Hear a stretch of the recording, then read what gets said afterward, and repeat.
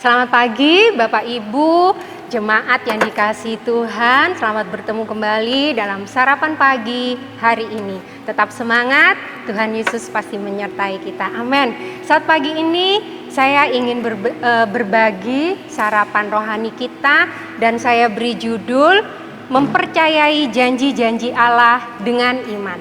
Kita mau belajar untuk mempercayai janji-janji Allah dengan iman. Kita baca ayat yang pertama di dalam Amsal 3 ayat yang kelima. Amsal 3 ayat yang kelima. Percayalah kepada Tuhan dengan segenap hatimu dan janganlah bersandar kepada pengertianmu sendiri. Amin. Saudaraku, kita mau belajar saat pagi hari ini untuk kita mau percaya kepada Tuhan dengan segenap hati kita. Percaya kepada Tuhan dengan segenap hati kita berarti kita mempercayai Tuhan 100%. Tidak boleh setengah-setengah. Terus kita juga tidak mendua hati. Dalam Yakobus 1 ayat 8 dikatakan, orang yang mendua hati tidak tenang hidupnya. Nah, kita mau belajar untuk kita dapat mempercayai Tuhan dengan segenap hati kita. Lalu dalam ayat ini juga mengajarkan kepada kita supaya kita jangan bersandar kepada pengertianmu sendiri. Nah, ini berarti ada saatnya kita tidak menggunakan logika kita untuk hal-hal tertentu.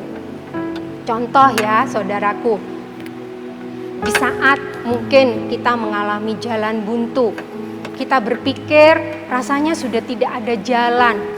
Tetapi kita belajar untuk tidak menggunakan logika kita, tetapi kita menggunakan iman, percaya kepada Tuhan Yesus.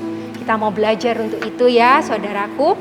Nah, walau kita mampu mungkin, kita pandai, mungkin kita diberkati dalam hal materi, kita tetapi mau terus bersandar kepada Tuhan. Kita baca ayatnya dalam Yeremia 9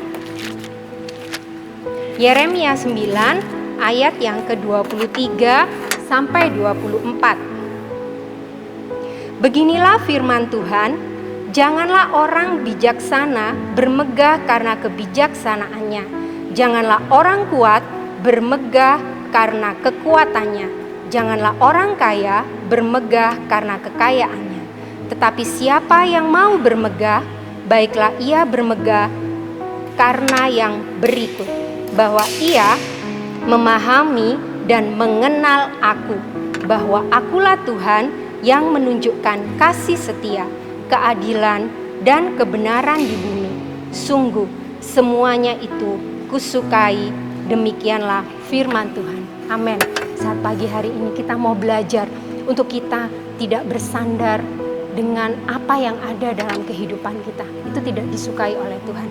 Tetapi kita mau bersandar, kita sepenuhnya berpegang hanya kepada Tuhan Yesus Kristus. Nah, saudara-saudara yang dikasihi Tuhan, saya yakin kita sudah sering mendengar, membaca tentang janji-janji Tuhan. Baik itu lewat khotbah hamba Tuhan, khotbah dari saudara-saudara seiman kita, terus kita membaca firman Tuhan sendiri setiap hari di rumah. Saya yakin itu dilakukan ya oleh kita. Nah, tetapi saat ini yang mau saya tekankan adalah bagaimana kita dapat mempercayai janji-janji Allah tersebut saat keadaan kita benar-benar tidak berdaya.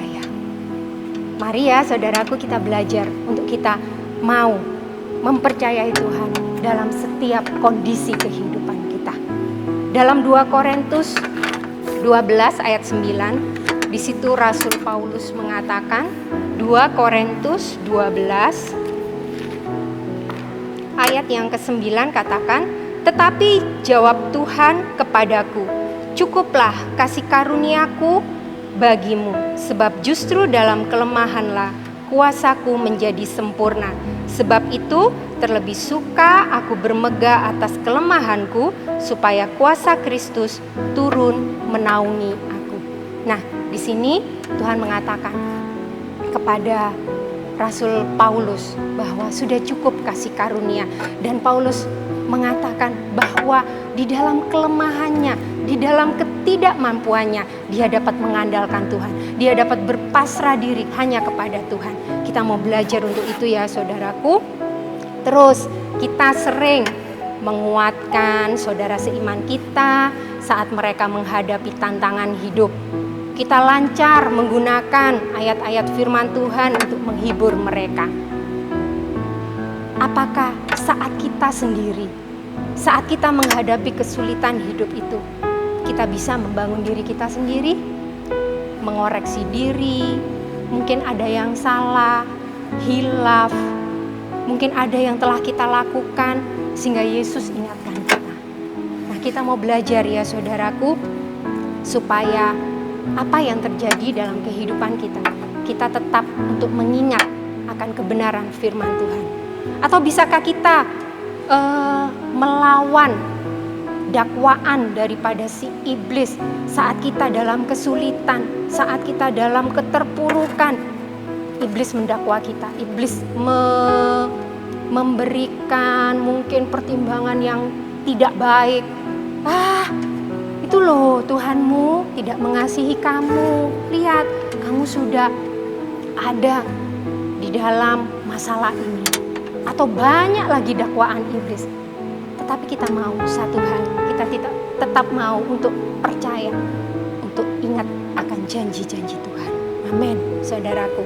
Nah, saudaraku, ada hal yang perlu kita lakukan untuk membantu kita tetap mempercayai dengan iman janji-janji Allah. Nah, kita mau belajar ya untuk hal-hal sebagai berikut supaya kita tetap mempercayai janji Tuhan. Yang pertama, kita mau hidup dekat dengan Tuhan.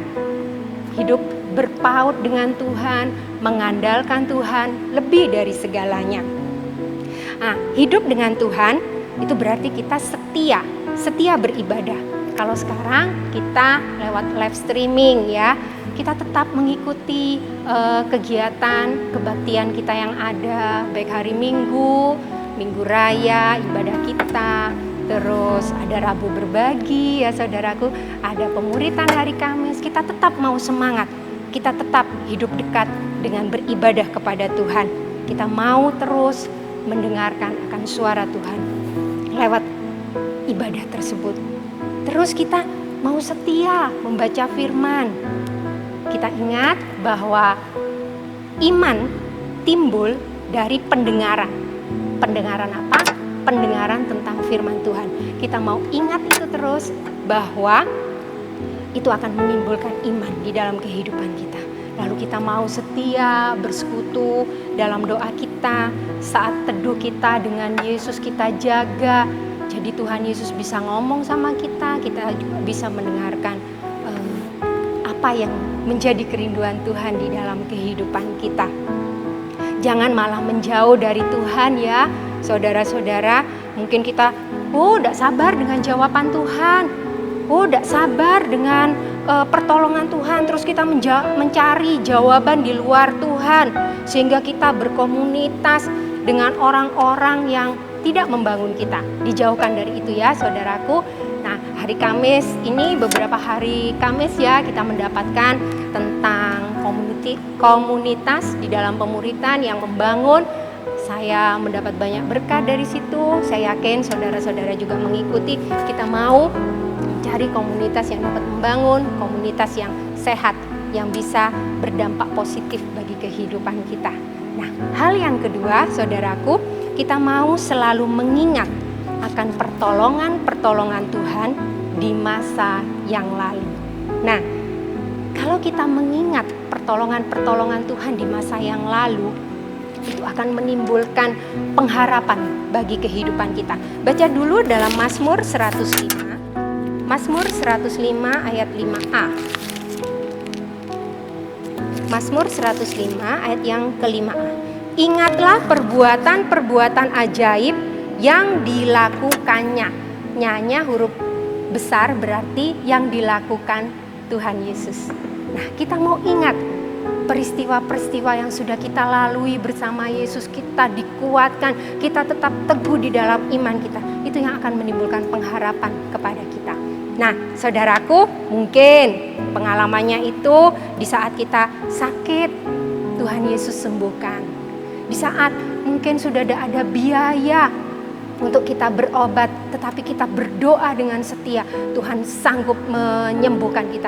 Kita percaya bilur Yesus yang tertumpah di Kalvari, itulah yang akan menyembuhkan kita. Kita ingat itu ya. Mungkin saat kita menghadapi anggota keluarga, menghadapi suami, istri yang tidak sepemahaman dengan kita, Tuhan sudah memberikan kesabaran kepada kita.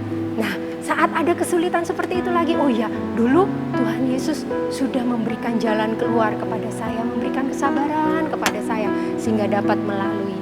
Nah, itu perlu kita ingat ya. Atau saat kita menghadapi anak-anak dalam masa pertumbuhan mereka yang kadangkali mungkin membuat kita berpikir keras ya, saudaraku, atau kadangkali ucapan tingkah laku mereka mungkin menyinggung perasaan kita yang sedang lelah, tetapi saat kita menyelesaikannya dengan kebenaran firman Tuhan, mengajak mereka berkomunikasi, di situ ada penyelesaian. Itu yang membuat kita kuat. Mungkin juga saudaraku, saat kita kesulitan dalam keuangan, kita ingat pertolongan Tuhan sudah Tuhan cukupkan bagi kehidupan kita. Tuhan sudah membuka jalan. Itu perlu kita ingat juga ya saudaraku, supaya itu menimbulkan semangat bagi kita. Sedikit kesaksian saudara-saudari, beberapa dalam bulan ini pokoknya ya, saya dan anak saya yang kuliah itu, Michael, memang butuh ini untuk membayar cicilan daripada semesterannya. Kami berdoa supaya beasiswa Michael itu cepat cair, cepat keluar, supaya dapat dipakai untuk membayar uang semesteran Michael. Kami menunggu dan sampai waktunya kami harus membayar. Puji Tuhan saudaraku, Tuhan Yesus itu memberikan tepat pada waktunya. Beasiswa Michael cair dan langsung dipotongkan ya saudaraku, untuk membayar cicilan semester daripada anak saya. Kami bersyukur untuk pertolongan itu, dan itu yang akan membuat kami selalu kuat menghadapi hari-hari ke depan. Banyak mungkin bagi saudara-saudara semua pengalaman-pengalaman yang bisa menguatkan saudara. Perlu itu kita ingat ya. Nah, saudaraku, terus yang terakhir, kita mau berpikir positif, bertindak positif, dan selalu bersemangat. Kita baca untuk kita selalu bersemangat di dalam kehidupan kita. Kita mau menjaga hati kita. Amsal 4 ayat yang ke-23. Ayat yang tidak asing, Amsal 4 ayat yang ke-23. Jagalah hatimu dengan segala kewaspadaan, karena dari situlah terpancar kehidupan. Amin. Kita mau menjaga hati kita untuk selalu kita punya pikiran positif, untuk kita selalu bertindak positif, sehingga di situ akan keluar dari kehidupan kita aliran-aliran kehidupan. Firman itu teraplikasikan, dapat kita lakukan sehari-hari di dalam kehidupan kita. Dan kita mau satu hal lagi untuk kita selalu bersemangat. Yesaya 40 ayat yang ke-29. Yesaya 40 ayat yang ke-29.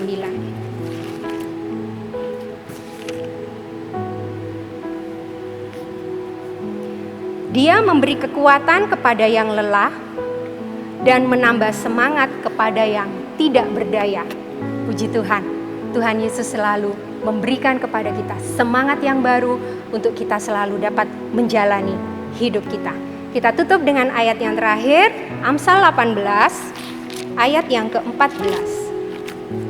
Amsal 18 ayat yang ke-14.